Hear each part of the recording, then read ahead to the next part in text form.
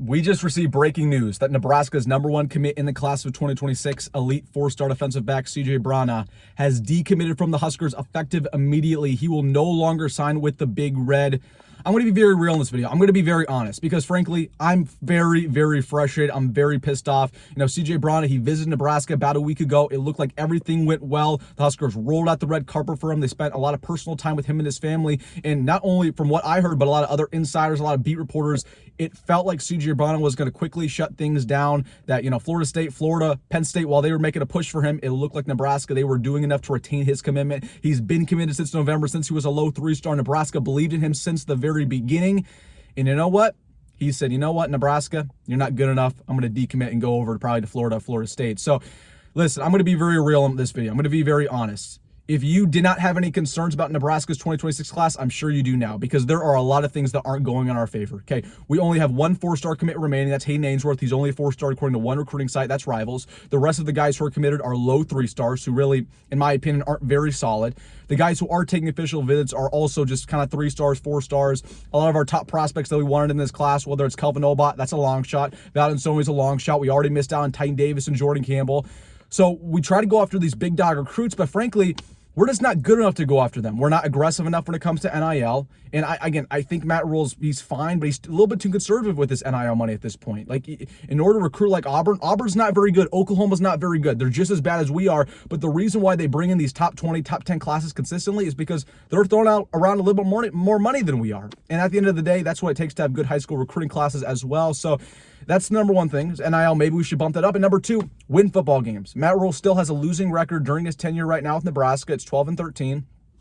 He hasn't done enough. A Pinstripe Bowl victory was nice for the fan base. I liked it personally, but you think that moves the needle for much of these recruits? It doesn't. Okay, these recruits don't care about Pinstripe Bowl. They want to compete for national championships. They want to compete for playoffs. And Nebraska's not doing that right now. That's the harsh reality. I'm frustrated. Like, this was somebody we had to lock down. It was the #1 priority of this staff to keep CJ Bronaugh committed. He was a freak athlete. Somebody who runs a 4.3 40 time. He could play safety. He could play DB. He could play slot. And instead, he says, you know what, Nebraska, while you believed in me since the very beginning, you're just not good enough. We're not this top program that we once were. We're not a top 10 program in America, because Florida and Florida State, who aren't very good either, they rolled up and took our guy from us. Okay, this is very concerning. And that was the big thing with Matt Rule, is when we hired him, we knew how good of a developer he was. Like, I'm not questioning Matt Rule's developing. I'm not questioning, you know, if he can bring guys to the NFL. He can do that at a high level. I've always been concerned about Matt Rule's recruiting. And I really wasn't concerned about in the first 2 years. He did a great job recruiting in the last couple of classes, whether I was in 2024 or 2025 class. But this is where you really start to see the struggle. With a brand new coaching staff, with Dana Holgerson, with John Butler, those guys, you know, aren't the best recruiters. That's been that way for a while for them. John Butler hasn't been, you know, in college football for a long time.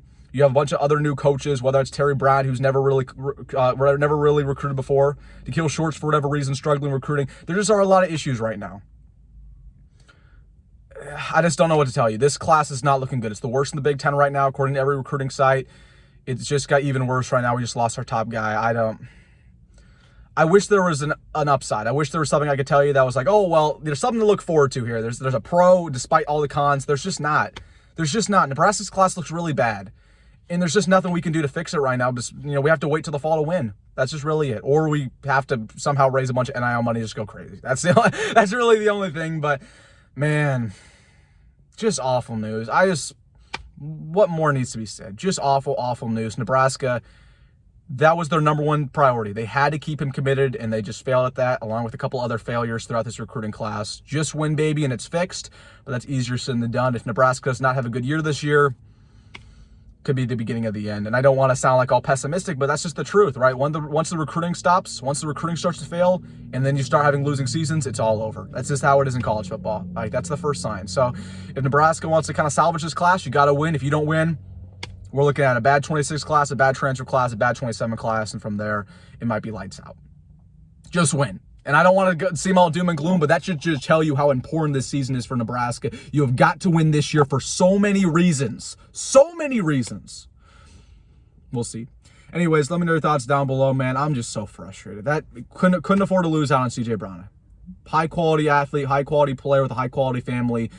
I don't blame him for going to another school. I wish him the best of luck, whether he goes to Florida, Florida State, Penn State, Alabama, Oregon, I don't care. Wherever he goes, I'm wishing him the best of luck. But Nebraska, they miss out on their top guy. All right, I want to hear your thoughts down below. Let me know what you're thinking. Hey, if you made this far in the video, hit that like button and subscribe. As always, folks, go Met Rule. See you in the next one.